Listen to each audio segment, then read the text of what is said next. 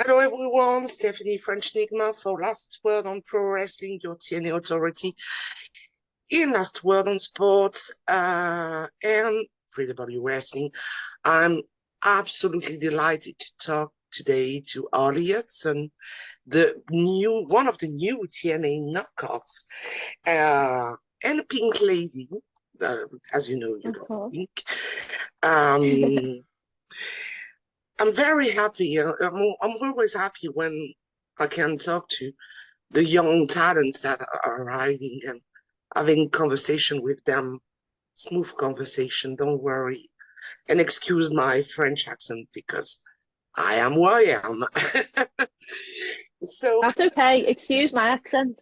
oh, you're from Liverpool, though. I know the Liverpool accent. I know what it is. Yeah. So, let's start with the beginning. How do you feel being a TNA knockout? Signing a contract I with a think I'd just company. say, I'd just say it's quite surreal.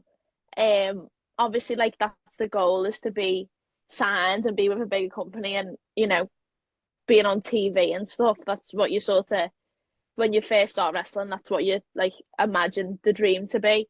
So it's amazing that I'm actually getting to do it, and be out there, and it is weird seeing yourself on like in the ring where you've watched like other people be. Do you know what I mean? So it's really, really interesting. Like, oh, that's me in there, and I'm doing it. So it's amazing. Really good. Yeah, it's amazing to think, yeah, I signed with a big company. I have my music and everything, and wow, wow, I imagine. Yeah, definitely. And you were signed the same with Myla Grace. That's someone that you have known pretty much well. Um, as you have met, you have faced, you have teamed up, you have done everything. Um, does it represent something to you that um, you're from UK, she's from Ireland, she's the first Irish talent signed by the company. Uh, was it meaningful for you to be signed with Myla, or it was just coincidental? So it was just like sort of a coincidence. Is obviously scouts his head and they'd seen me from gut check. But I think it sort of worked out really well. Obviously, I'd wrestled her previously in the UK before any of the TNA thing was sort of a thing for us. Do you know what I mean? I'd already faced it twice. And then like obviously that sort of brought us together. Obviously, we found out that both of our debuts was going to be wrestling each other.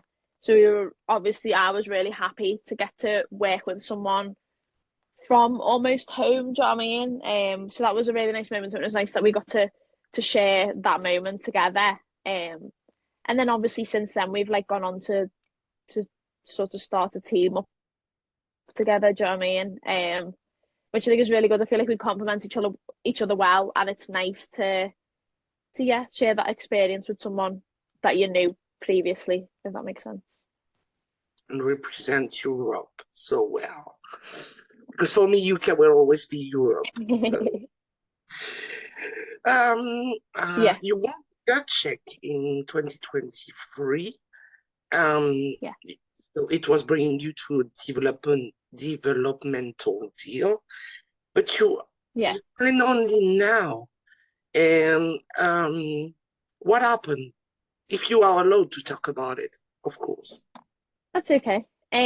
So obviously with like being from England and trying to get over to America, there's a lot of like visa sort of things. So that was a big part of it as well, just getting all of that sorted, all like the sort of boring stuff, sort of the paperwork and all that. But also just finding a right time for me to like come in. And I'm quite grateful. I know it sounds quite strange, but I'm grateful with how long it took because it gave me like so much time in England and like the UK and other countries in Europe to like get better, decide sort of portray myself. So I think in the time from gut check till just before going to TNA, like I'd had over 250 matches. You know, wrestle as much as I could, you know, training, gym, I tried everything, like elevate me look and everything. So in a way, I'm sort of grateful that it took, you know, going on 2 years to get there. And I think then it sort of built to me going, and obviously, you know, I did see like on Twitter and stuff that a lot of people would like question if I was ever gonna come, or like question when I was gonna debut. Um, which was quite cool for me because then it like sort of builds suspense, you know. Um, hopefully made people want it a bit more. I don't know, but yeah, I wouldn't. You know, I'm quite a big believer in everything happening for a reason, so I wouldn't sort of change any of it. I'd have it happen the way it happens, if that makes sense. It took the time it needed, but in the end, you hear it. Nothing else matters after all, isn't Exactly. it? So let's take a look at the present and the future. Slammiversary. We're on the road to Slammiversary. Um, what do you expect for Slammiversary? Do you want to be? Do you expect a match? Do you expect to? Are you? I'm not going to say happy. It's better. Is it being on pay-per-view and all these things? Is it exciting for you? Of course, and I'd say the that I some Slammiversary is for it to be an amazing show. So I can't say just yet what that entails for me, but I know that no matter what, it's going to be a great show, and that's the main thing. And if you look sort of at the knockouts division, like any combination of any girl and any matches is going to be a great night, and it's going to be amazing to watch. Um, obviously, I was about and seeing it no matter Yeah, what, it's going to be amazing. Yeah, yeah. That's also a question I wanted to ask. I'm going to ask it a little bit earlier than I was expecting, but as you say, for what TNA represents to you, what have the company represented to you in your life? I mean, the girl, the young girl that you were, the teenager that was starting training, because you started training at 13, and for the woman you are now, what what does TNA represent in your life? And being so the knockout. I remember, yeah, so I remember like my brother showing me clips of it when we were younger. But I think obviously I'd seen matches when I was a lot younger, but I only started to really appreciate it once I started training. So obviously I was like 13, because you're able to go back and watch matches and then look at it from a wrestler's perspective and see all these different things. So I remember when I first started training, a lot of the matches that I watched were Gail Kim and Awesome Kong, because they were obviously told to me these are some matches you should go back and watch and study how they do the size difference and you know that like that sort of story. So I remember watching a lot of that. And then sort of as I've grown up, just like sort of keeping in touch with the product and seeing how that develops, especially now with the sort of crossover with NXT. Like I don't think there's a better time to be involved with TNA. Do you know what I mean? And it's great. It's really cool. Yeah. I've been writing on the company for like 8 years. I think I've seen different eras of the company. Um, and I've always had the same fun, if I can say it like that, right on the company to follow the company, see the different steps and different people coming, going, and always having the same pleasure to write good things, sometimes hard things on the Yeah. company, but that's normal. I'm not someone who is going to say everything is good when it's not. And it's not, of course. Whatever. I'm not going to ask you. I think you replied to this question. Who is your favorite knockout ever? Because I think you said it. Yeah, I'd say Gail Kim, to be Of honest. course, she's one of the Yeah, greatest women and wrestlers. ever. I love her. Uh, it's uh, she's wonderful. Um, you just made your debut with the company. And sometimes I know how it works because everybody's telling me the roster is so cool, everybody's so cool. Have you found yet a go-to person, someone you can come to say, what can I do with this? What can I do with that? Is there a kind maybe of British group of people? Um, I mean, Um, who can you go to when you need something? so I'd say like among the girls, obviously it's great having Danny Luna there. Obviously I knew Danny Luna before TNA as well. So it's nice to know that she's there. She's helped me out a lot. Even if it's just with things to do with flights and everything, like there's been like a few times we've been at the airport together, like she knows what she's doing. Like I just sort of follow her and be like, oh yeah, Danny knows. Um Obviously, you know, Joe Hendry and Leon are both there as well, which is good because then it's a familiar face, it's someone that you've known. Um sort of beforehand. But I'd say even just for help or advice on things, Jazz has been great to be around. She works with TNA. She's been amazing to Fabulous. meet her and also work with her. Yeah, I really value her opinion on stuff, so that's good. But everyone as well. I feel like you could go to anyone and ask a question and then they'd help you, to be honest, which is good. Everyone, when you talk to someone from TNA, everyone is saying it's a family, and it's true. But do you feel that yet, even if you were there for just a few weeks, feel this family feeling coming, being a part of the family? Yeah, definitely. And everyone was really welcoming and stuff. Which is nice because obviously, you know, I hadn't wrestled in America before prior to TNA. Like some people, you know, get the chance to do like little tours and stuff to sort of like dip the toes in a little bit, but I was like fully in the deep end with it all. Do you know what I mean? So, everyone was really welcoming and kind and helpful. So that was great. Yeah, yeah. And I love that. I also feel like a bit like a part of the family because I know everyone is reading and I know everyone is supporting me. So like that. Like that. Just a little French lady, you know, enigmatic. um, we talk about your favorite knockouts, but your favorite TNA wrestler, because we always also have a wrestler with love.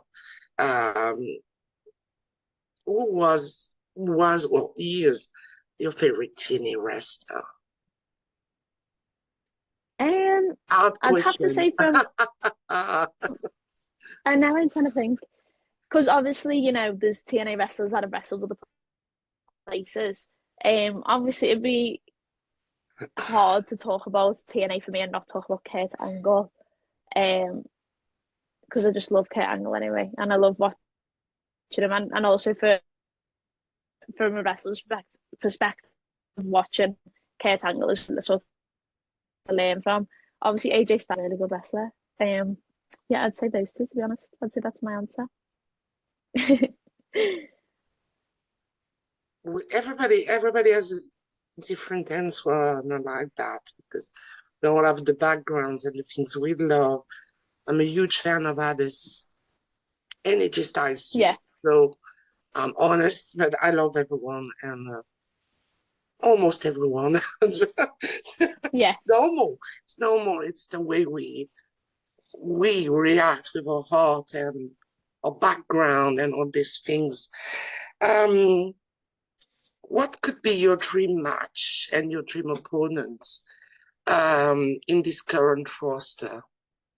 Because, oh my God, the TNA Knockout roster is stacked now, mostly with the new signees that definitely. Jada and the two new signings. uh, sorry, Yeah. it's like heaven. So who would you like to go to and compete against? I have a couple. Am I allowed to say a couple?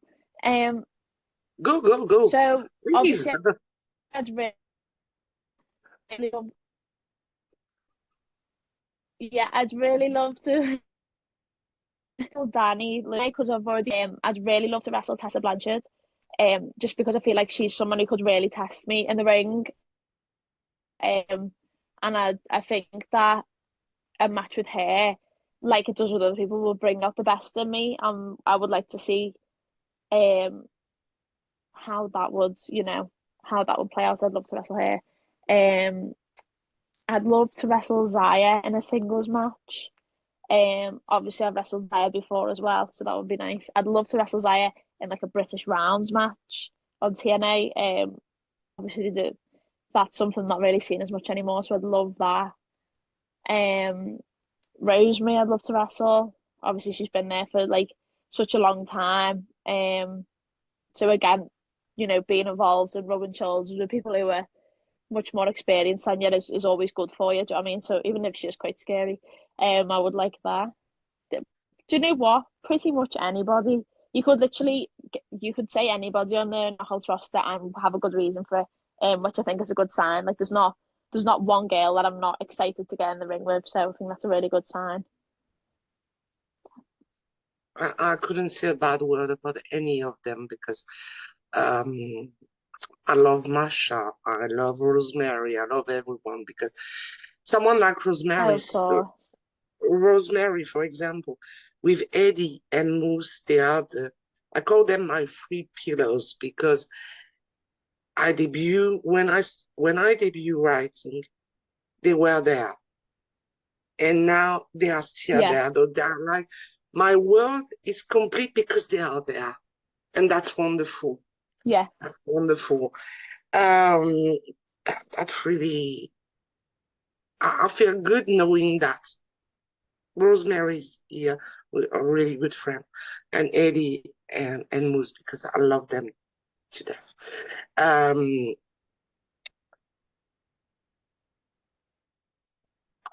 what do you expect? Let's move forward in 1 year. And now you have to complete the sentence. In 1 year, you will be champion. You will be. In 1 year, I will be. In 1 year, I will be one half of the Knockouts World Tag Champions. I believe that. Um, with the way things are going with me and Myla, I think that's a big goal of ours is to get there. And whether it's in a year, whether it's shorter, whether it's longer, I think that's our goal at the minute. From where we are in like the division and stuff, and how we've come in, I think that's the one. That's the one we're aiming for. And being with TNA the longest possible, I imagine. Say that again. Sorry, you jumped a bit. I imagine maybe also being with TNA for the longest time possible. I Of imagine. course, of course.